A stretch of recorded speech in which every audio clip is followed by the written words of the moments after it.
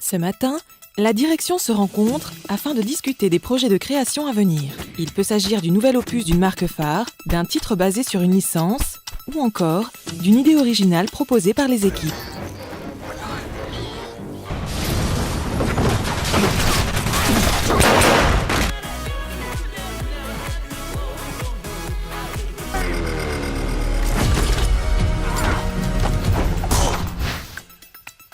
L'étape suivante consiste à déterminer quels seront les studios impliqués sur cette nouvelle création. Le directeur du studio lead finit alors de constituer sa core team.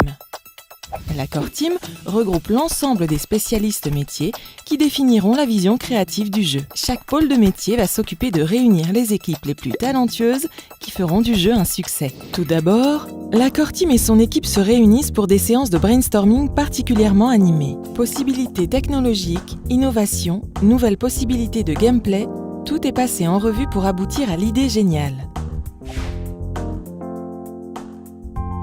Généralement, cette phase de conception d'un jeu vidéo dure quelques mois et représente 20% du budget global du projet.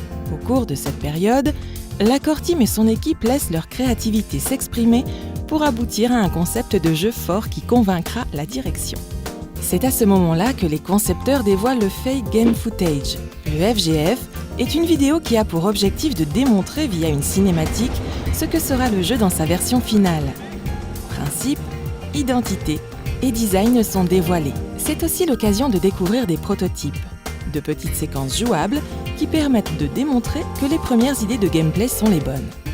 À ce stade, les éléments du jeu sont validés par différents services. Chez Ubisoft, la direction éditoriale apporte un regard neuf et le recul nécessaire pour assurer un niveau de qualité exemplaire au jeu proposé. Le marketing définit le positionnement du jeu et garantit que ce dernier trouve son public sur le marché. Il commence également à développer des outils qui vont permettre de créer le buzz autour du jeu. Une fois les visions de toutes ces équipes alignées et l'accord de la direction générale, on peut passer en phase de pré-production. En général, la pré-production s'étale sur une période comprise entre 4 et 8 mois. D'un point de vue comptable, 30% du budget global est engagé à ce moment. Le projet est lancé, on approfondit le concept, l'équipe s'agrandit. On identifie les outils graphiques d'animation les plus adaptés, on imagine ce qui reste à créer, on explore de nouveaux territoires d'intelligence artificielle. C'est l'heure des choix, notamment celui du moteur et de la technologie requise pour le jeu.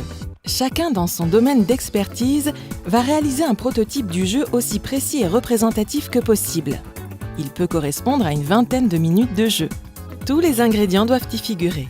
Visuel, gameplay, intelligence artificielle, habillage graphique, son. À la fin de la période de pré-production, l'équipe réalise une première version jouable et aboutie, la FPP. L'étape de production peut enfin commencer. Elle représente 50% du budget et s'étale sur une période allant de 9 à 18 mois. La taille des équipes de production s'agrandit à chaque nouvelle génération de consoles. Dans les années 80, seule une trentaine de personnes étaient nécessaires à l'élaboration d'un jeu. Aujourd'hui, on compte une bonne centaine de collaborateurs par projet. Pour nos plus grosses marques, l'équipe peut même s'étoffer de 200, voire 300 personnes.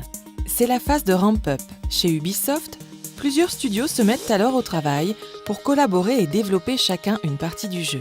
L'équipe de production construit maintenant tous les assets du jeu. Le but est d'arriver à une version plus élaborée, la version alpha. À ce niveau, tous les éléments du jeu sont présents et même si l'expérience n'est pas encore optimale, cette version est entièrement jouable. Manquent les éléments de cinématique et les effets visuels. Encore 1 mois et demi de travail et la version bêta est prête. Cette nouvelle variante offre une bien meilleure expérience de jeu, mais elle comporte encore de nombreux bugs. Les testeurs entrent en scène. Leur mission ?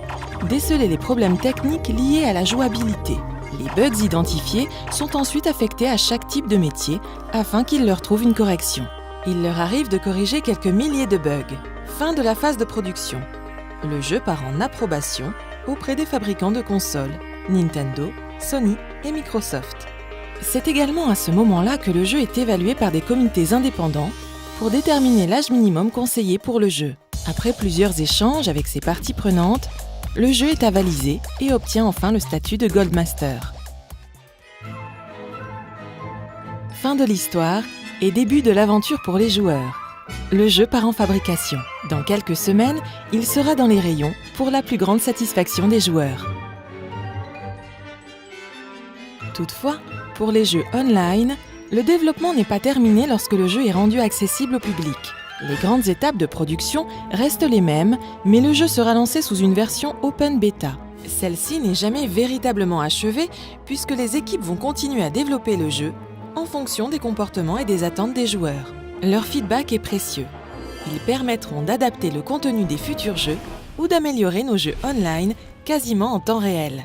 Une fois la phase open beta terminée, le jeu continue à vivre grâce à la gestion de la communauté des joueurs et l'arrivée continuelle de nouveautés sur le jeu.